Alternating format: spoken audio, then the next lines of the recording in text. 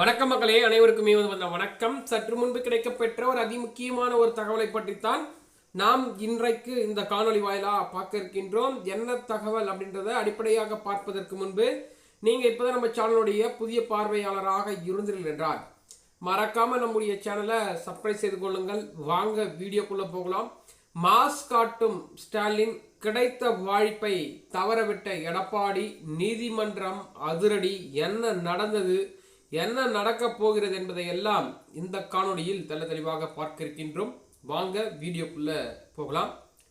அதாவது நம்முடைய திராவிட முன்னேற்ற கழகத்தினுடைய தலைவராக இருக்கக்கூடிய ஸ்டாலின் பார்த்தீங்கன்னா ஏகபோகமான செயல்களை செய்கிறார். அதாவது அதிமுகவை எந்த அளவுக்கு டாமினேட் பண்ண முடியுமோ அந்த அளவுக்கு பார்த்தீங்கன்னா ஒரு மிகப்பெரிய டாமினேட்டை பண்ணிட்டு இருக்காரு நம்முடைய ஸ்டாலின். இதே இரும்பு பெண்மணி செல்வி ஜெயலலிதா இருந்த பொழுதெல்லாம் இது மாதிரியான ஒரு செயல் அரங்கேறியதற்கான வாய்ப்பே இருந்திருக்காது. ஆனா கிடைத்த வாய்ப்புகளை எல்லாமே பார்த்தீங்கன்னா தவற விட்டிருக்கிறாரு எடப்பாடி பழனிசாமி. அதற்காக கொடுக்கப்பட்ட தீர்ப்புகள் எல்லாம் தற்பொழுது அப்படியே எடப்பாடியோட மூளைக்குள்ள ஓடிட்டே இருக்கும் பொழுது, ஐயோ நாடா நம்ம இந்த வாய்ப்பை தவற விட்டோமே, ஐயோ இந்த சான்ஸை பிடிச்சிருக்கலாம் பொழுது, இந்த சான்ஸை பிடிச்சிருக்கலாம் பொழுதுன்னு சொல்லிட்டு, அதாவது கையில் வெண்ணெயை வச்சுக்கிட்டு நெய் கலையிற கதையாக போச்சு எடப்பாடியோட நிலைமை.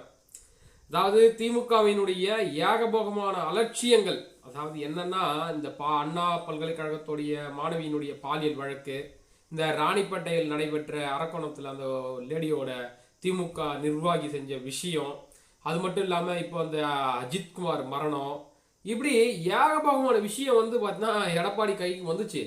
ஆனால் இது எதையுமே பார்த்தீங்கன்னா ஒரு ஸ்ட்ராங்கான ஜோனுக்கு முன்னெடுக்கணும்ல. ஒரு போராட்டம், ஒரு அதிமுக ஒரு இருக்குது அப்படின்னு சொல்லிட்டு ஒரு போராட்டம் நடத்துறது, ஆளுங்கட்சிக்கு எதிராக ஒரு பெரிய சவால்களை விடுறது, இப்படிலாம் இருக்கணும். ஆனால் இவர் என்ன பண்ணுறாரு, நான் சுற்றுலா போகிற மாதிரி இந்த சுற்றுலா டிராவல்ஸ் பஸ் வச்சு நீ ஒரு சுற்றுலா அக்கப்போர் இருக்குது பாருங்க, ஒட்டுமொத்த அதிமுக தொண்டரை வைத்த செல்ல பார்த்துக்கிறான். காரணம் என்னன்னு கேட்டால், இது மாதிரி வெண்ணெய் கையில் வச்சுன்னு நெய் அலையிற கதையா ஊர் ஊரா போய் சுற்றினுறாரு. இருக்கிற இடத்துல உட்காந்துன்னு, ஏங்க ஸ்டாலின் அவர்களே இதெல்லாம் பண்ணுறது சரி கிடையாதுங்க அப்படின்னு சொல்லிட்டு ஒரு 10 இடத்துல உட்காந்து ஒரு கூட்டத்தை போடு, மக்கள்கிட்ட அந்த விஷயத்த சொல்லுனா இவர் டிராவல்ஸ் எடுத்து சுற்றிட்டு இருக்காரு. என்னங்க நியாயம்? இது மாதிரி கிடைத்த வாய்ப்பெல்லாம் தவற விட்டுருக்காரு.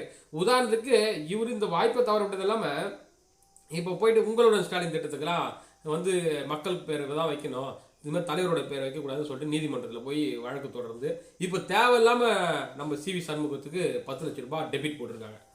இதெல்லாம் எப்படி சொல்லி முடிக்கிறதே தெரியல. எடப்பாடி பழனிசாமி என்ன மனநிலையில் இதெல்லாம் செய்கிறாரு அப்படின்றது ஒட்டுமொத்த கடைக்கூடிய அனைத்து இந்திய அண்ணா திராவிட முன்னேற்ற கழக தொண்டனோட கேள்வியாகவே இருக்கிறது. பார்க்கலாம் எடப்பாடி பழனிசாமி மேலும் என்னென்ன முடிவுகளை எல்லாம் எடுக்க போகிறார், அது எப்படியெல்லாம் அதிமுக வெற்றிக்கு அழைக்குமா தோல்விக்கு அழைக்குமா என்பதை பொறுத்திருந்து தான் பார்க்க வேண்டும். நன்றி, வணக்கம்.